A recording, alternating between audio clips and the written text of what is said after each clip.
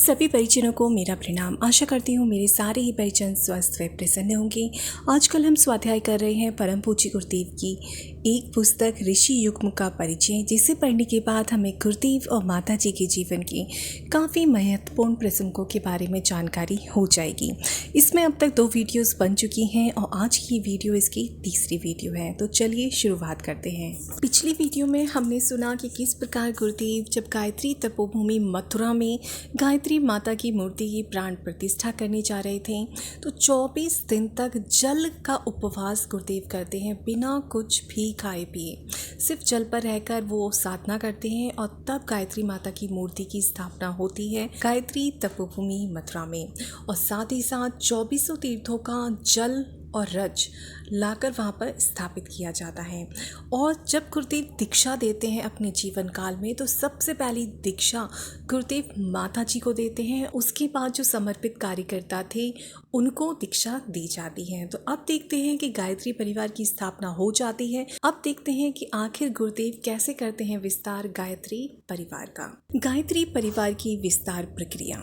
विशेष समय पर विशेष प्रयोग उन्होंने दैवी सत्ता के निर्देशन पर किए। सूर्य का प्राण सविता की शक्ति को आत्मसात कर महान उद्देश्य की पूर्ति के लिए 1957 गायत्री जयंती के अपने मार्गदर्शन में लगभग 1 लाख वृत्तधारी स्वयं सेवकों को राष्ट्र निर्माण में जुटाया।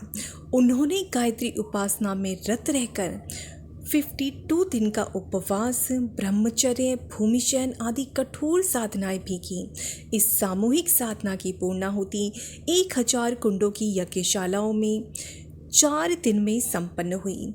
23 से 26 नवंबर 1958, जिसमें लाखों याज्ञिकों के द्वारा आहुतियां दी गईं। इस महापुरुष चरण की पूर्णाहुति में निर्धारित जप का करना था। देश भर के गायत्री उपासकों को बुलाया गया, जिन्होंने समस्त विधि विधानों को पूरा कर गायत्री उपासना संपन्न की। ज्ञान वृद्ध, आयु वृद्ध, लोक सेवी पुण्यात्मा संत पुरुषों के पते भी मांगे गए। पता लगाकर ऐसे सभी मथुरा में 1958 में सहस्त्री कुंडीय यज्ञ में आमंत्रित किए गए। प्रसन्नता की बात थी, उनमें से एक भी अनुपस्थित नहीं रहा। 5 दिन तक निवास, भोजन, यज्ञ आदि का निःशुल्क प्रबंध रहा। विशाल यज्ञशाला, प्रवचन, मंत्र, रोशनी, पानी, सफाई आदि का सुनियोजित प्रबंध था।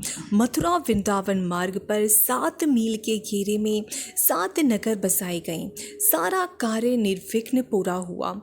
लाखों का खर्च हुआ, पर उसकी पूर्ति बिना किसी के आगे पल्ला पसारे ही होती रही। उसकी कुछ रहस्यमयी विशेषताएं ऐसी थीं जिनके संबंध में सही बात कदाचित ही किसी को मालूम हो। 1 लाख नैष्ठिक गायत्री उपासक देश के कोने कोने में से आमंत्रित किए गए।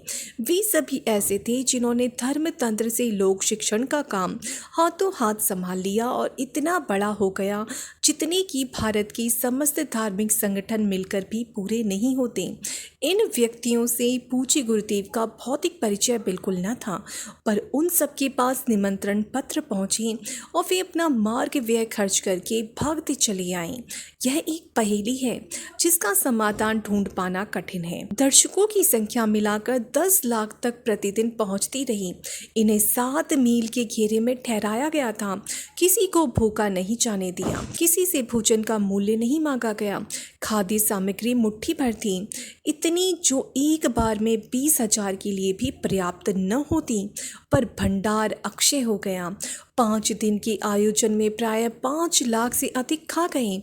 पीछे खाद्य सामग्री बच गई जो उपयुक्त व्यक्तियों को बिना मूल्य के बांट दी गई।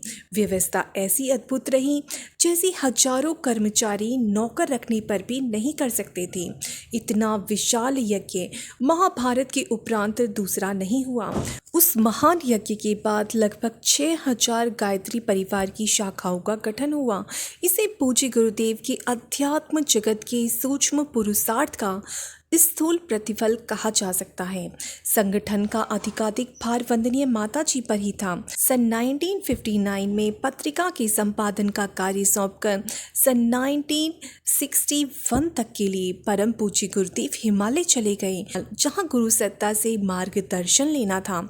हिमालय से लौटते ही उन्होंने महत्वपूर्ण निधि के रूप में 4 वेद, 18 पुराण, 108 उपनिषद, योग वासिष्ठ, 20 स्मृतियाँ, 6 दर्शन एवं 24 गीताओं सहित अनेक आर्ष ग्रंथों के जन सुलभ अनुवाद संपन्न किए। आर्ष वाङ्मय का पुनरुद्धार वस्तुतः परम पूज्य गुरुदेव की पूरी समाज को एक महत्वपूर्ण देन है, जिसका सही मूल्यांकन अभी भी किया जाना है। सन 1963 में युग निर्माण योजना व युग निर्माण सत्संकल्प के रूप में मिशन का घोषणा पत्र प्रकाशित हुआ। वे पूर्व निर्धारित कार्यक्रम के अनुसार एक वर्ष 1960 से 1961 में हिमालय अज्ञातवास पे रहे। वंदनीय माता जी ने अखंड ज्योति संस्थान एवं गायत्री तपोभूमि की व्यवस्था देखी।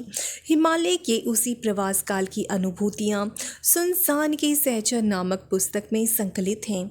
इस यात्रा से लौटने पर ही पूज्य गुरुदेव ने हिमालय तथा अपनी गुरु सत्ता से अपने संबंधों के बारे में बतलाना प्रारंभ किया। युग निर्माण योजना की घोषणा तथा युग निर्माण सत्संकल्प का प्रकटीकरण भी इसी क्रम में किया गया। उसी समय उन्होंने वह घोषणा भी कर दी थी कि वे मात्र 10 वर्ष के लिए आए हैं। इसके बाद सन 1971 में अनिश्चित काल के लिए हिमालय चले जाएंगे, मथुरा छोड़ देंगे। कल हम सुनेंगे कि कैसे गुरुदेव जब हिमालय अज्ञातवास पर चले गए तब वंदनीय माता जी ने गुरुदेव के पीछे से कैसे पूरे गायत्री परिवार का लालन पोषण किया, उनको अपनी भाव संवेदनाओं से सींचा और कैसे उनका ख्याल रखा और कैसे गायत्री परिवार का विस्तार किया माता जी ने। तो इन्हीं शब्दों के साथ मैं अपनी वाणी को विराम देती हूँ और आशा करती हूँ मेरी सारे ही परिजन स्वस्थ व प्रसन्न होंगे। सारे ही बहनों और भाइयों को मेरा बहुत बहुत हार्दिक प्रणाम। जय गुरुदेव, जय श्री राम।